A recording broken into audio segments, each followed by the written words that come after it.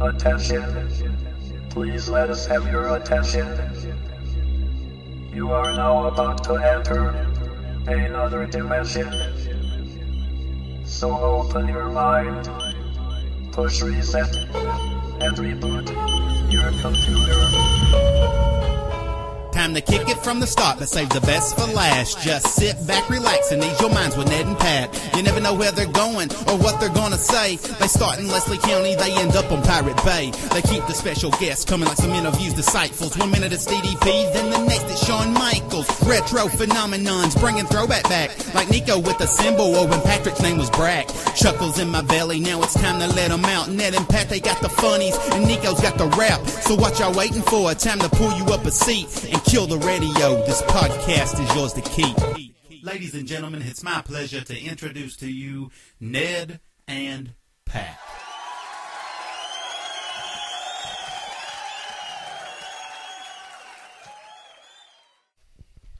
Well, how about that new theme song, Ned? We even had an audience at the end of it. How cool's that? I know, that was like at the Nixon Center, wasn't it? Yeah, I know. We're hometown heroes. Okay. I heard a Kodo. What? In case you people don't know, I'm Pat, and beside me, as always, is the amazingly analytical Ned. Mm-hmm. So, we were going to do this on Friday the 13th, but I kind of had a family emergency that involved an arm almost being tore out of the socket.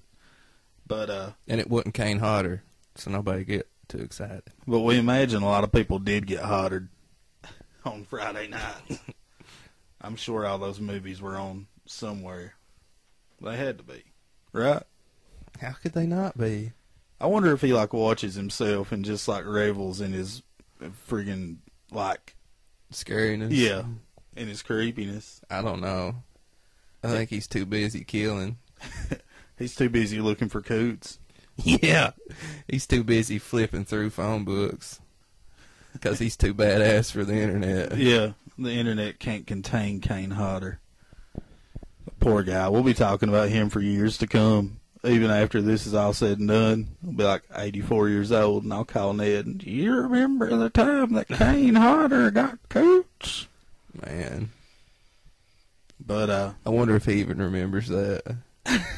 Probably not. It was probably out of sight, out of mind when he stepped off the elevator. Yeah, he's just a blank slate every 5 minutes. You know what was funny is I was looking at the picture of Coots with DDP, and in the background is like Kane Hodder's table, and there's a big banner over Coots' head that says Kane Hodder. I know.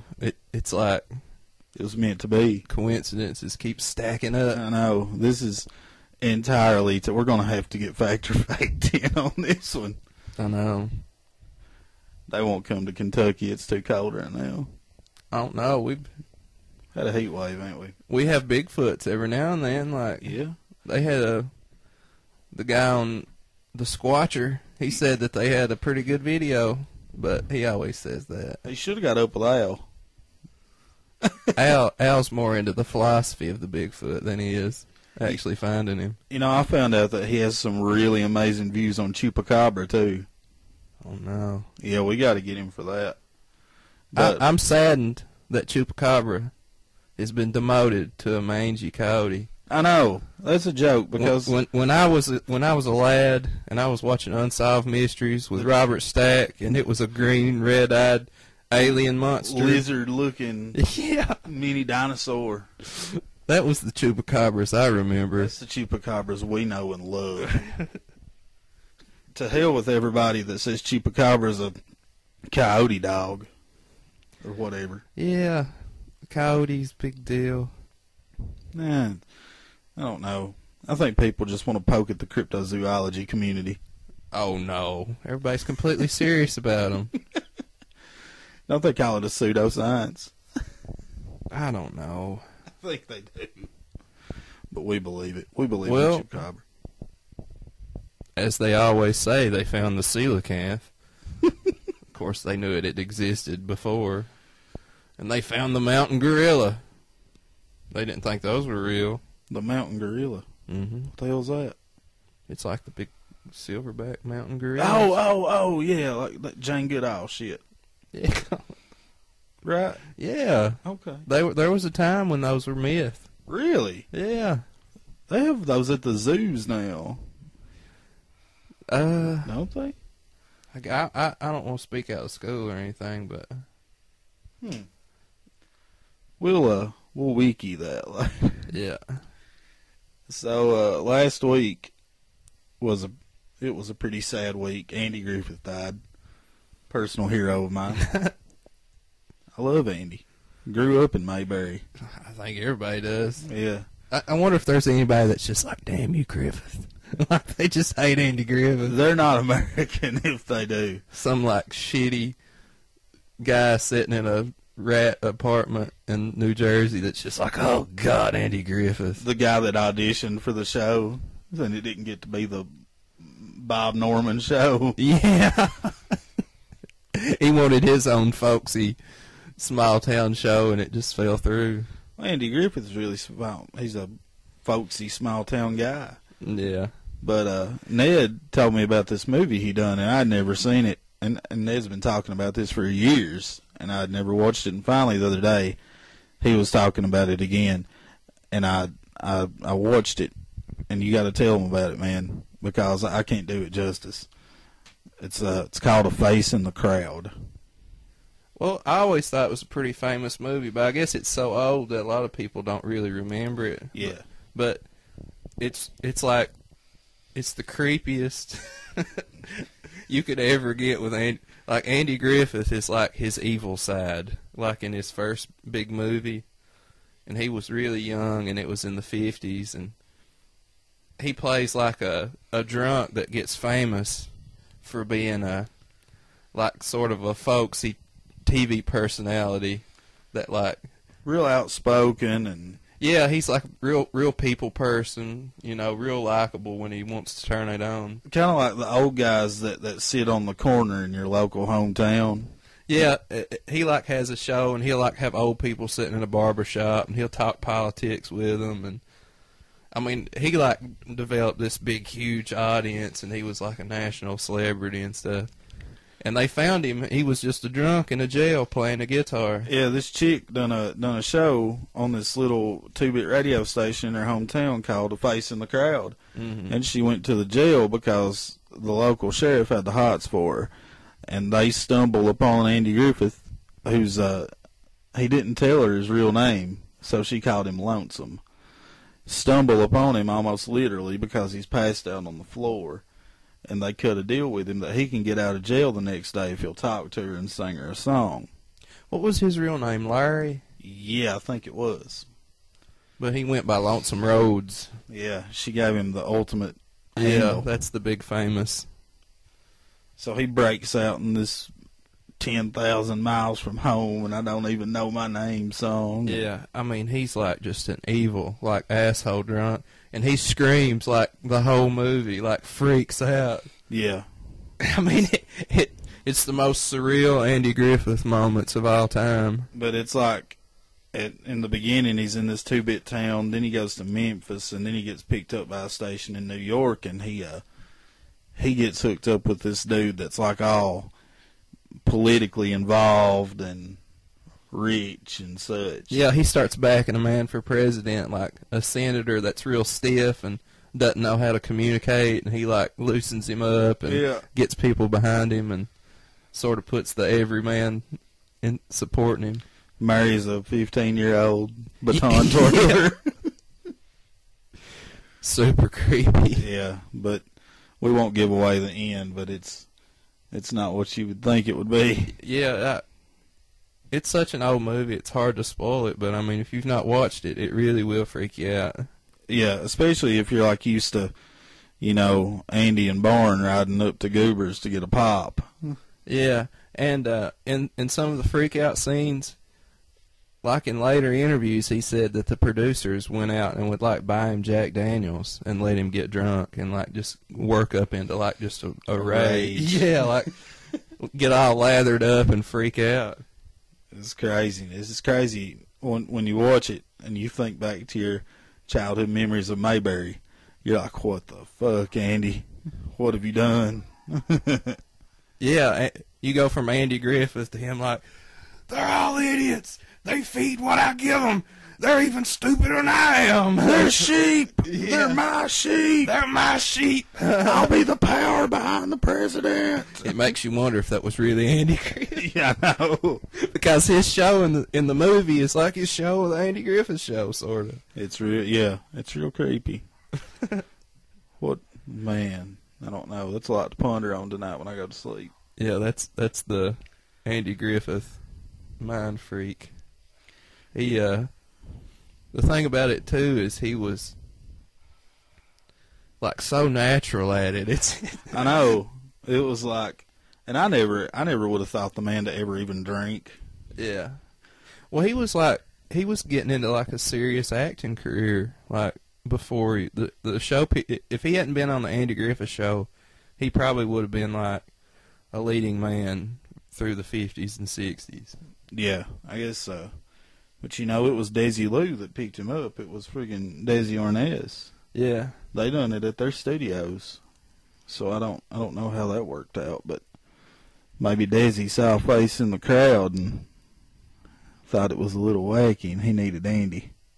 Tried to tone him down. Yeah. He did have you ever heard his album What It Was Football? Mm-mm. You have to listen to that too. I'll check it out. It's about a preacher that goes to a football game and don't know what it is. And he's like, there's a couple of convicts on the field, and them boys was throwing that pumpkin and was a fighting over it. And he said, now you know they couldn't eat it because they kicked it all evening. It's pretty good, like old school clean comedy, you know. Oh man, It was a real famous album. It was sort of like a Bill Cosby album or something. yeah. I wonder if there's like a soundtrack to the Face in the Crowd movie. I don't know. It was a 50s movie, so it had a lot of that sort of more like Feeler type well, stuff. just yeah, like organs and orchestras, and I can't even really remember the music. I just remember him screaming and him playing that song, "Mama Guitar." That's what I was about to say, Mama Guitar. That was awesome. Yeah, that's when he meets his underage love. Yeah. And what was the stuff that he was selling on his show? Vitajex. Oh yeah. Oh, Vitajex, what you doing to me? And it had like the Go-Go Girls in the back. Yeah. What you doing to me? Doing the can dance. For some reason, that reminds me when in the first Batman when Jack Nicholson Joker was selling his stuff on TV. Yeah, yeah. And he had the Joker face girls. Oh man, Jack Nicholson was the best Joker. No offense to Heath Ledger because he was really awesome, but Yeah, he just licked his lips a lot. I was like, that was the whole secret to that. and so why so serious? Yeah, he had a catchphrase. He was pretty creepy. He was good for what the movie was. Oh yeah, I'm being an ass. Never, not you. That's out of character. But we've got a real cool show coming up for you folks. Ned and I have a couple of old yarns to weave. Yeah, we're gonna tell some old tales. Yeah. Like just sitting around the parlor. Sitting around the old barber shop. Yeah, we sitting around Ronnie's. You're all our sheep. Yeah, we're gonna turn into lots of roads on you. But we'll be right back after we do a little commercial break here. Yeah. So sit tight, and we will come right back with you. Hey folks, it's Pat from KYR Radio. We all know that the internet's a great advertising medium, and if you're looking to do so, look no farther than KYR Radio. KYR has several very reasonably priced packages for advertising, and we guarantee professional quality. So, if interested, please contact us at KYRradio12@gmail.com or find us on Facebook at facebook.com/KYRradio12.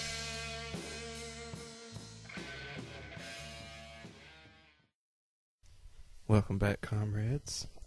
I hope you enjoyed those messages. Those special messages brought to you by KYR Radio.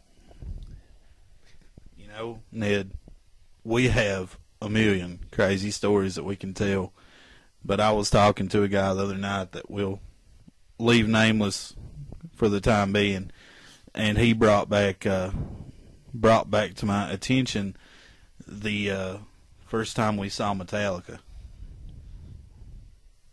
How many names are we going to change to protect the guilty? Well, we'll leave it at B. B. If we start doing voices, though, the house of cards shall fall. Oh, yeah, well, I don't think that guy would care. He's a legend. Yeah, there's no covering this up. No. But we, It's like doing a dragnet about, like, John Wayne Gacy or something. we went. It was in 2003, and if anybody knows me, they know that I'm a Metallica fanboy. Seriously? Yeah, I know. I keep it hid so well. You like Metallica? A little bit. But they were doing their summer sanitarium tour, and I found out that the closest they were coming to us was Columbus, and I was like, we have to go. So I'm on the horn with Ned and Coots. I'm like, we got to get tickets to this shit. We got to go. So we ended up getting tickets, and then this other cat that we had very recently started hanging out with at the time, Webb, he decided that he wanted to go with us too. And we ended up talking some more people into getting tickets, where there's like 2 carloads of us coming from where we live in Leslie County to Columbus. Is like a 4 or 5 hour trip.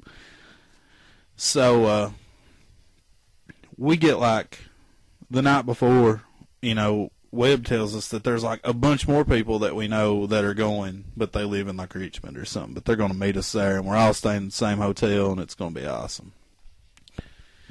So when the trip starts, we go pick up Webb, and he comes out of the house we pick him up at with a plastic, like, Save-A-Lot bag full of beer and ice. Yeah, and it was like the coat of many colors, yeah, the bag of many beers. And he gets in and sits down, and we just kind of look at him. He was like, bag of beer. There was one of each domestic brand. Yeah. No foreigns at the time. No. So we get started on our trip, us and this other carload of people, and we get 30 minutes from home, and they're doing this road construction on a bridge on the parkway. And there's like a semi-truck trailer sitting, and we're stopped right beside it. And we're sitting there like, and it's sweltering hot, and I didn't want to turn on the air conditioner so I could save gas and all this crap.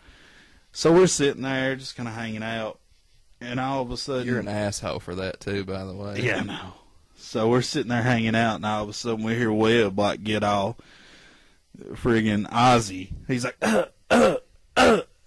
Fighting for the window switch. Yeah, and apparently trying to think of the perfect thing to say. They were putting like another truck on this trailer, and it was like sitting there all jacked up, and it was probably chest high. The bottom of it came up too. There was a guy just right there in the open, just pissing all over the place. And I don't know what he thought, but you could see everything from his waist down. Yeah. He was like just facing the road, like willy-nilly with it. So Webb's like freaking out, and all of a sudden we hear the window finally come down, and he goes, piss, buddy. Piss, buddy. And we're like, what? We turn around, and here's this guy waving his wiener around pissing. And luckily we started moving right at the same time. And I turn around, and I'm like, man, out of all the shit you could have said, you said piss, buddy? He's like, well, I had to let him know he was caught. He said I had to tell him something, Pat. So we continue onward, and like, there's drinking going on. So not by the drivers, but by the other people in the vehicles. So we're having to stop at like every exit on the interstate for somebody to take a piss.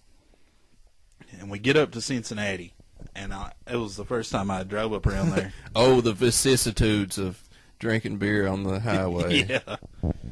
Or the interstate. We get up to Cincinnati, and it was the first time I'd ever driven up there, and I'm like, we have walkie-talkies so we can communicate with the car behind us. And our buddy Pace was driving this other car. Convoy. And I'm like, I come on this radio. I'm like, all right, Pace, our exit's coming up real soon. He's like, all right, man. So we're rolling. It's like a convoy of rednecks pulling into this pretty peaceful, like, Midwestern city. Yeah.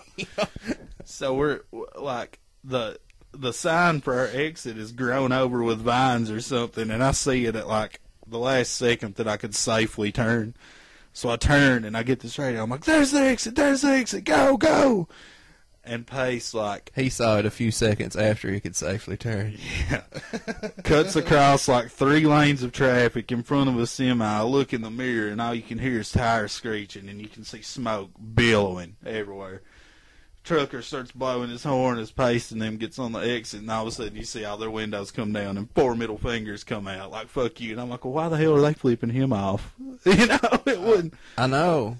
It was that. They just cost Old Dominion Trucking like a whole set of tires. You know what I mean? What if it was like a brute clone truckers? And it all broke in there on him. And he died from the fumes. You could die from brute. Yeah. Brute kills. Kane Hodder wears it. Only because it's deadly. Yeah. Webb gets on the radio and he's like, guys, this is Webb. He's like, you're going to have to keep up. You know, he's real solemn about it. Yeah, giving like, I don't know, like scolding the children speech. But we make it to Columbus safely and check in our room and we start drinking, and there's like a Waffle House across the like backyard of the hotel, if you will. So we go out there, some of us, and eat a little bit and come back, and then there's all these other people that, like, some of them we kind of know and some of them we don't know at all, and it was just like it was this slew of Leslie County people in this hotel in the middle of Columbus. Their worst nightmare, by the way. Oh, yeah. But we go to the concert the next day, and, you know, we have a real big time and so and such. And oh, but it was hotter than I'll get out, too. it was bad. Coots's legs turned pink. But we got back to the hotel, and, you know, just like any good Southern boy would, started drinking. So it gets to the point to where I think, like, I don't know if Ned was asleep, but I know Coots was, and then pretty much the rest of our party that had come directly with us. Our party. And I kind of shimmy back over to our room and decide I'm going to go to sleep. So I'm sharing the bed with Coots, and at some point in the night I wake up because I can't move. And I'm like, oh my God, I've gone numb. I'm paralyzed. What's wrong with me? And I felt up. something just hit me in the head. It's probably Kane Hodder. There is a window there. My bad. I'm sorry. It freaked me out for a second. Oh, it's all good. So I wake up not being able to move, and I look down, and Webb's passed out in a precarious position. And, like, one of his buddies that he played music with told us earlier, he was like, you better watch out. Webb tries to suck people's dicks on road trips. So, now, Pat. you know, I mean, he's not there. Let's watch our verbs here. He's not there. He's a little farther down, but I look, and I'm like, I have to get Coots to move him because I like, can't move. And I'm like, Coots, get up. You got to move Webb. Coots is like, all right. And he's like, okay, I'm going to move him. And I'm like, wait. Look at him. I said, look, remember what Napier said? He's like, oh, yeah. And I was like, hey. So. You made that noise. Yeah, pretty much. So Coots, like, slings him off of me, and we go back to sleep, and I guess the slinging woke him back up, which was probably the worst thing that could have happened. Because there was so when we woke up, there was road cones where they shouldn't be, and they were glowing. Yeah. And Yeah, it was. Destruction. You woke up and the room was red, Kind of like and you looked around. You wondered why. kind of like a bordello. Yeah, kind of like Fear and Loathing in Columbus. It really was. And there were road cones on the light fixtures. Oh God! So like we wake him up, right, man? We got to go. So he's like, "Don't worry about checking out. Let's just go." And I was like, "Okay." So we go and we go to this McDonald's. And we're eating, and some of the rest of the people that were with us came over, and they're like, "Ohio State Police are at your room." I'm like, "No, they're not." They're like, "Yeah, seriously, they are." And I was like, "Oh God, we've got to get out of Ohio right now." Yeah, while we were leaving, I sort of looked over my shoulder, and I noticed that there were some people pulling concrete furniture out of the swimming pool. Yeah. I thought that was a little bit odd. A little conspicuous. Like, who wasn't would it? have a picnic in the bottom of the pool? Aquaman? Yeah, it was like Aquaman and all of his Fishy friend. fishy friends, yeah. So, The worst superhero ever. So he I'm- has to hang out at Days Ends. so I'm like trying to book it out of Ohio when my cell phone rings, and it's my mom. God rest her soul. I pick it up. I'm like, "Hello," and she's like, "What did you do to that room?" And I was like, "Well, I didn't do nothing to that room." She's like, "Patrick, the Ohio State Police just called here, and that room was destroyed." And I was like, well, it wasn't me." She's like, "Well, it was in your name, so you're responsible." And she's all upset. And we get off the phone, and I'm getting upset, and all of a sudden Webb's like, "Don't worry about it. I'll pay for it." And he did. So it was all taken care of. It was all cool. We should have wrote Metallica a letter. Dear Metallica, Do you know what you caused? your show created such a fervor within us. That we could not help ourselves but to throttle a Days In. But that was like my first, the first rock concert I ever went to was Creed, but that was like kind of a joke because I went to Louisville and I was younger, and this was like my first big road trip with a bunch of my friends and nobody else. I think my first really cool rock show was Chalice. You're kidding me. How do you remember those guys? Because I remember what's his name playing Cashmere on that guitar because it was tuned in open tuning. Oh man, what was it he said that him and his buddy that played drums played like hours every day? Smoke on the Water. Oh God! Speaking of, their Deep Purple's keyboard player died. Oh yeah. Yeah, he died a couple of days ago. Was his name Roger Glover? Something like that, I think. I can't remember No, it wasn't. exactly. Ian Pace. I get them confused. I can't remember for I know sure. it was. What was cool about it is he plugged a B3 organ into like a Marshall. Yeah. He had like this big monster like organ like sound. Yeah, Lars put out a big release on the Metallica website about how like Deep Purple was his favorite band, and he like wrote this big thing about how just like there was nobody cooler that played keyboards than him because like his sound Greg was, Almond.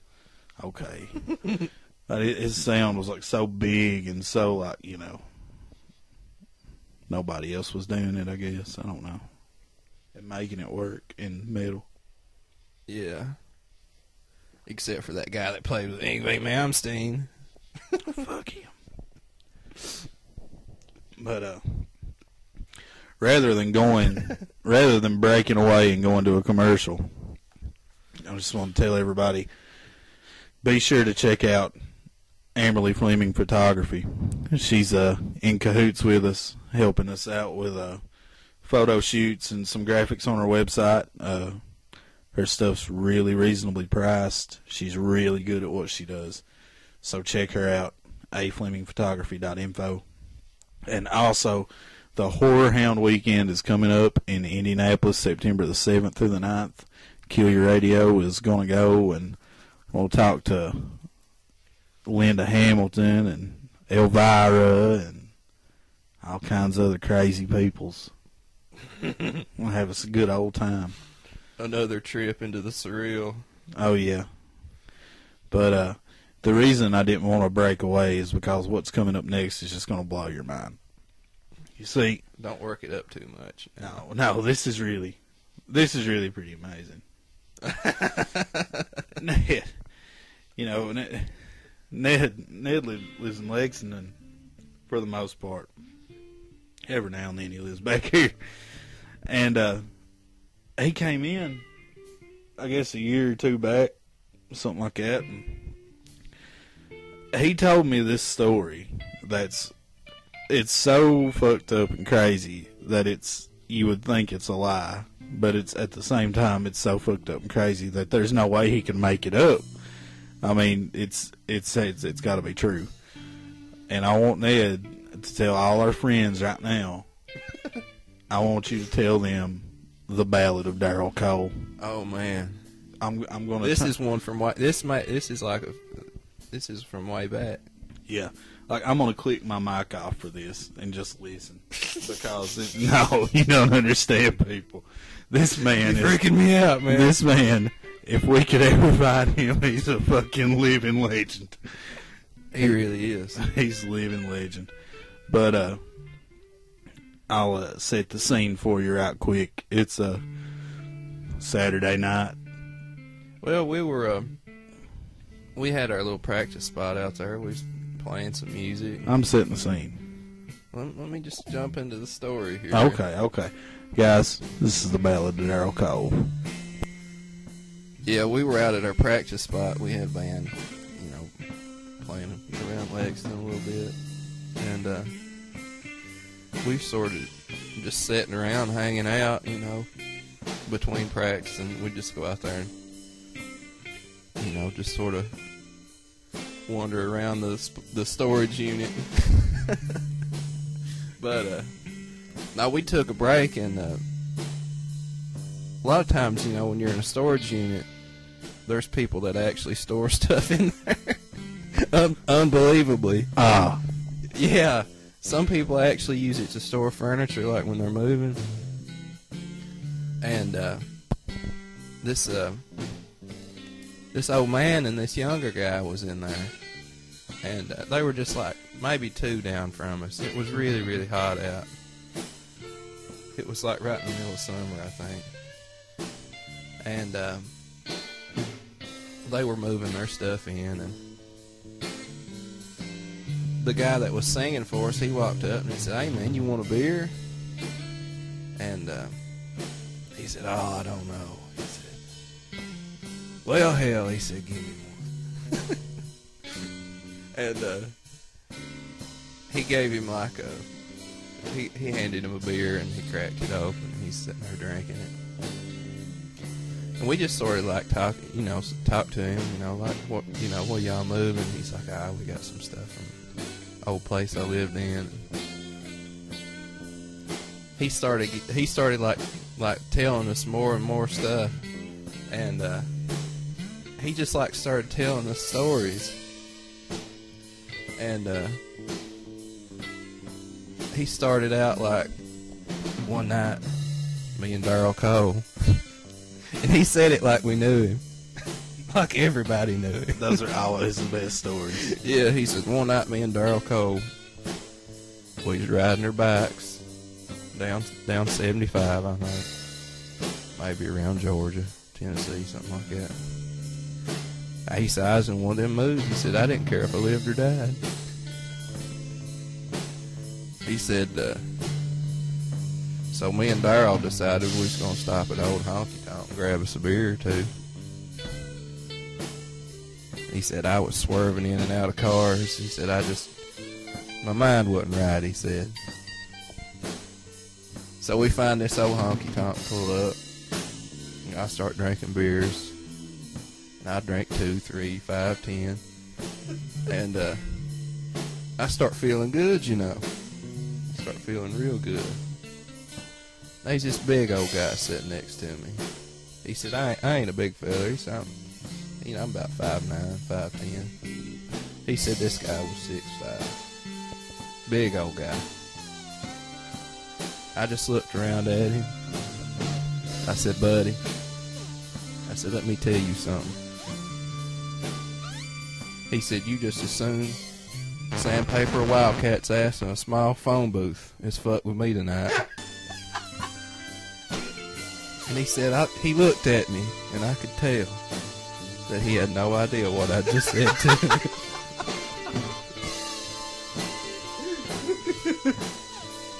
He said it freaked him out so bad, he come over and put his arm around me. And he said, can I get you a beer, man? He said, that done it. He said, I didn't have no more in me. He said, we drunk beers and talked all night. He said, we pulled out of that bar about closing time, me and Darryl Cole. We headed down. We pulled under a little underpass, and we sitting there smoking. Darryl looked at me and he said, a wildcat's ass in a small phone. What in the hell was going through your mind? And he said, we laughed for about 15 minutes.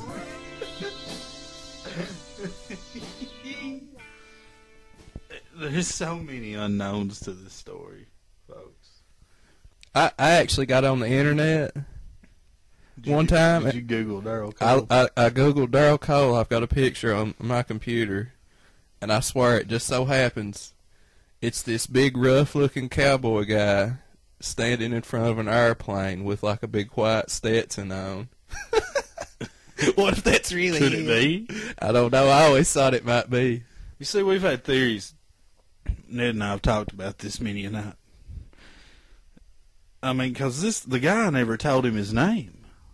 I mean, the guy that told the story didn't tell them his name. So If he did, none of us can remember it because Darryl Cole just like was the standout. Yeah. In every story. I wish I could remember. He stood around for like 2 hours and talked to us. So, I mean, could it be that Darryl Cole is this guy, and it's just like his... I don't know. I think he might have been Bigfoot. I don't know. I mean, Darryl Cole. Darryl Cole, if you're out there and ever hear this, get up with us. We want to know. We want to know. And also, storage unit guy that told the metal band the stories. If you hear this, get up with us. Yeah, you told the greatest story I've ever heard in my life. I mean, it don't matter how many times I hear the shit. It's still funny. Yeah. It never stopped. But I mean, how be better off sandpaper and a wildcat's ass in a small phone booth than to fuck with me. After he finally was like, well, fellers, he said, I'll see you all later, and just took off, and we all just stood around like looking at each other, not saying nothing for a few minutes. Yeah, it was. I mean, he just told one right after the next like that, but that was the one that really everybody remembers. Man, what I wouldn't give to get up with that guy. Yeah, he was just a little old, cool old guy that rode bikes and moved furniture and sandpapered wildcats' asses. In small phone booths. Yeah. A big phone booth is not much of a challenge. No, it's got to be small with you and the wildcat in there to make it interesting. Yeah. Man, the Ballad of Darryl Cole. Yeah, there's a long lost tune about it. Yep. For all you nostalgic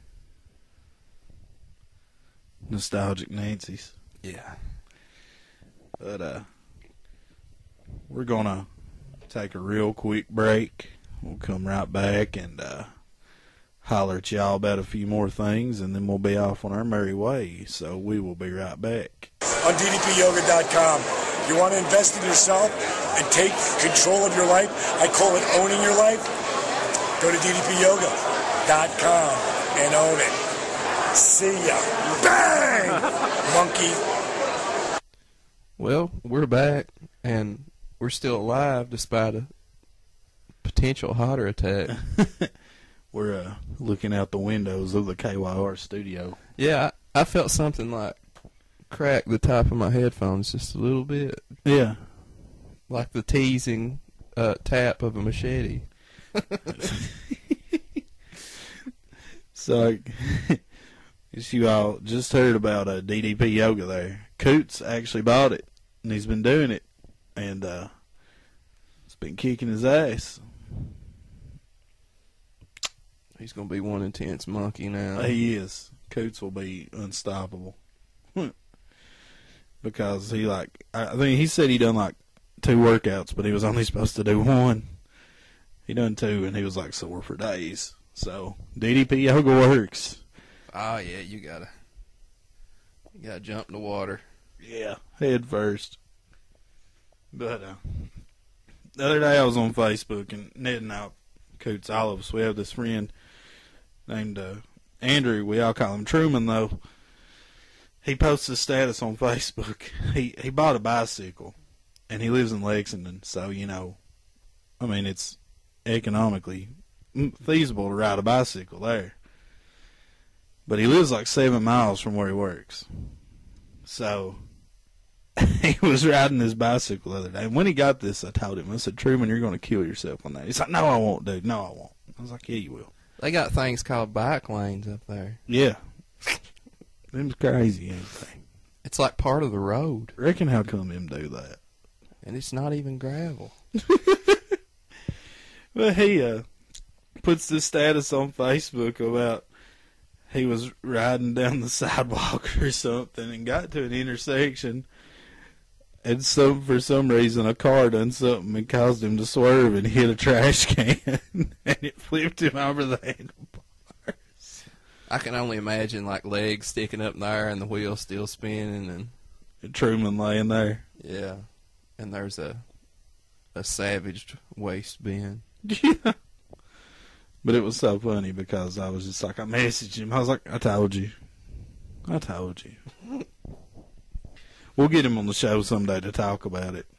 Maybe. Or other things. Yeah. Or other things. Don't limit him. No, he knows about stuff, don't he? He's a stuffy kind of guy. Yeah, he's always got some kind of stuff he's talking about. Why, yeah. It's better to talk about stuff than not stuff. Unless you're like a Zen Buddhist. But they don't talk, do they? Well, yeah, they talk sometimes. I thought they took vows of silence. Let's not get into this. Okay. We might offend the world. We're sorry, Zen Buddhists. We don't mean to offend. Big fan of your philosophies. Yeah, we respect your beliefs and For philosophies, and we really do. But we want to give a quick shout out to Nico for our theme song. It's really cool. We're really happy with it, and I think it matches our level of silliness. yeah, definitely. I think the really cool thing is it's kind of ironic considering we're not fans of rap, really. No, not really. But our theme song is rap. Yeah. And it's mountain rap. Damn it. We should start a mountain rap label. What would you call it? Mountain rap. Mountain Rap Records. I don't know. Record labels always have these super pretentious, overblown names, and we're just going with Mountain Rap. Yeah. We're not going to be. Mountain Rap, listen to it. We're not going to be like Metal Blade Records. Yeah. Or Mega Force, or Electra, or Roadrunner. That's a little strange. Yeah. Because it's like you think about the bird. Makes you feel like a anvil and a safe and a piano is going to land on your head. But they do have the metal bands on Roadrunner. Like all of them. Yeah. Every band in the world's on Roadrunner. Yeah. All the good metal bands are. But you've not checked out their Bossa Nova label. Their subsidiary. Yeah. They have a swing label too. Yeah. Yeah. It's like Roadrunner Beatniks. Yeah. I guess Beatniks would have been about around Bossa Nova time. Yeah, I thought that kind of fell into the same category. Yeah. But we're working on a lot of really cool stuff. We've been contacting several people for interviews. Can't say any names yet due to legal reasons, but a lot of really cool people. Oh, them laws. Hammer Robbie, why? I know. Trying to get some people on the show to be crazy with us. Hopefully that'll work out. Or they can be serious and we can be serious, or they can be serious and we can be crazy, or we can both be crazy. Or we could be serious and they could be crazy. That would be weird, though. Are we ever serious? I'm serious all the time. I have a serious announcement to make. I am going to be a dad. It's true. Huzzah. Huzzah. I am going to be a father, procreating Pat. There's going to be little Pats running around. Little infantile radio killers. Mm-hmm. They must have missed the end of time by a few months. Yeah. But we've got a new member of the team with us, John Barnes. He's been very instrumental in a lot of things we've got going on right now. So we thank him, our CFO. Yeah, we've got titles. I didn't tell you that, did I? Oh, no. Don't tell me mine on the air. You're the COO. It's true. There's no lie in my eyes. Now, Pat, what did I tell you about that lion eyes business? Al's not here. I thought it was okay if Al wasn't here. He's here in spirit. Yeah. He's here with the Bigfoot spirits. I just heard a little kid's voice. What was that? Was it one of them ones that we have all heard in the woods? I don't know. But yeah, you're the COO. He's the CFO. That means I'm cool. You are cool. I'm cool, man. I'm the CEO. You're the KO, Yeah. but you ain't cool. You're cool.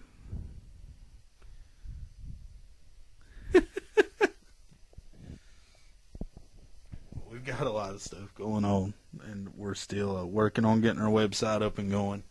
We hope it doesn't disappoint when you do get a hold of it. Get a hold of it. Get a hold on it. But We do what we do, I guess. do what we can. Say what we want. Fuck the world. Now, Pat. Look that right there coming. Now, Pat. I'm sorry. Nobody's going to get that reference, are they? I know. We'll have to tell them about that in some time. Very famous historian interviewed by Pat Buchanan.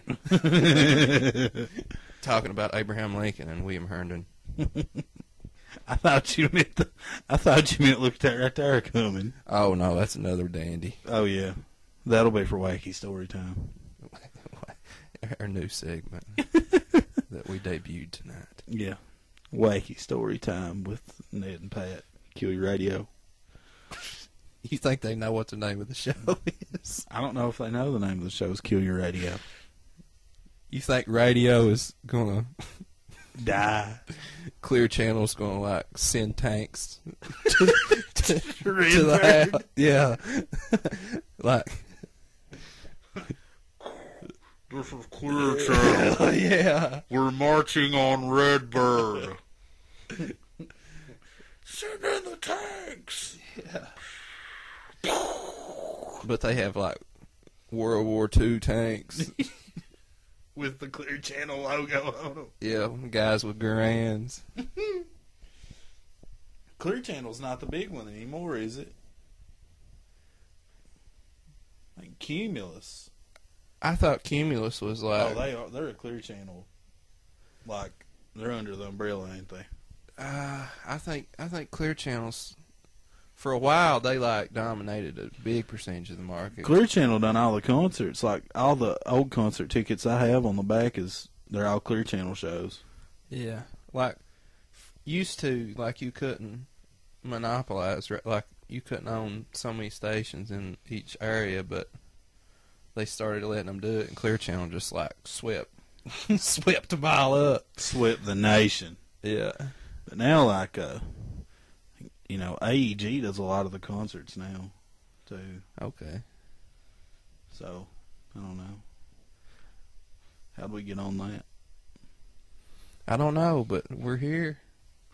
No, Clear Channel marching on Redbird's pretty fucking funny, though. Yeah, they don't even send in World War II soldiers; they send in like Union soldiers. That's a real good one for next week, folks. We're gonna. They're firing on us with carbines. I don't know if did they have carbines in the Civil War? Let's get crazy here. Maybe they just used muskets. Yeah, maybe with bayonets. Yeah, they use standard rifles And bombs. Yeah, they were firing grape shot into trailers. Oh man, that's something we got in store for you next week. Teasers galore.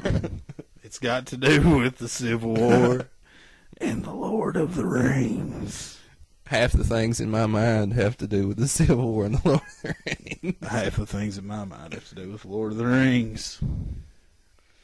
Man, we're kind of nerdy, ain't we? I'm not nerdy. I'm a wire squatch. That you are, sir. That you are. Watch out. Ned's Guide to Wear Squatches will be at bookstores near you in 6 to 12 years. Yeah. I'm going to put in some intense time. Yeah. So don't forget to send in those spooky texts.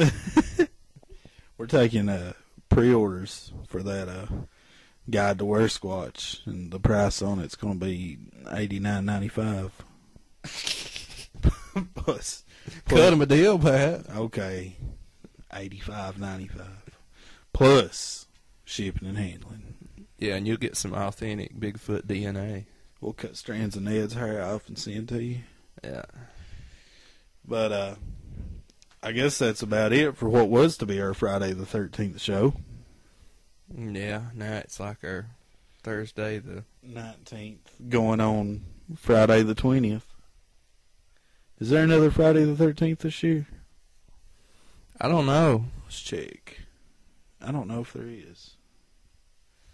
I think it's too crazy of a thing. It happened too many times.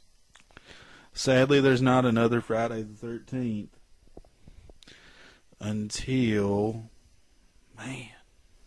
That's right. Y'all be safe from machete wounds. There's not another Friday the 13th until September of 2013. Wow. We really blew it. So, we've got a year to prepare to have the most kick-ass Friday the 13th show ever. Yeah, we'll be wearing like gorilla suits and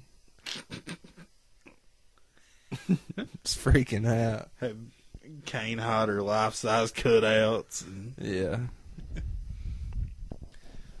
but